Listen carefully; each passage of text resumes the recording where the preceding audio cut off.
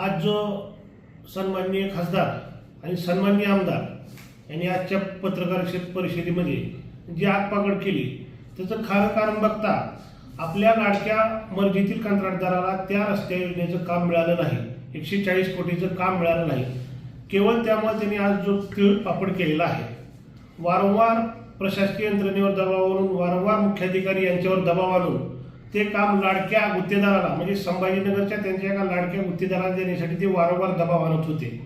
परंतु ते काम सदरील गुत्तेदाराला मिळाले नसल्यामुळे त्यांनी आज ही सगळी आगपागड केलेली आहे. पालिका तुमच्याकडे, आमदार तुमचे, खासदार तुमचे, तुम्ही राज्याचे प्रमुख नेते असताना सुद्धा शहरातील रस्त्यासाठी 1 रुपयाचा निधी तुम्ही आणू शकले नाही आणि तुम्ही आज जनतेच्या त्रासाबद्दल बोलत आहेत.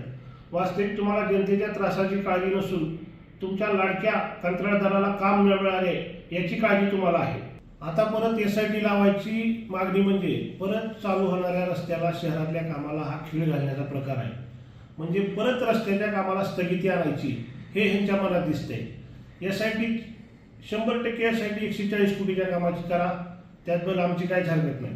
परंतु त्याचबरोबर धाराशिव बिंबडी उजनी रस्त्याच्या टक्केवारीसाठी 2 वर्ष काम कोण अडविलं? येरमाळा रस्ते, कळंब रस्त्याचं काम कोण अडविलं? पवनचक्कीच्या कामात कोणाचे हात काळे झालेले आहेत? कोणाचा भाऊ तेर तुळजापूर रस्त्याच्या कामात पार्टनर आहे, कोणाचा भाऊ बार्शी बोरफळ रस्त्याच्या कामात पार्टनर आहे, याची SIT चौकशी झाली पाहिजे.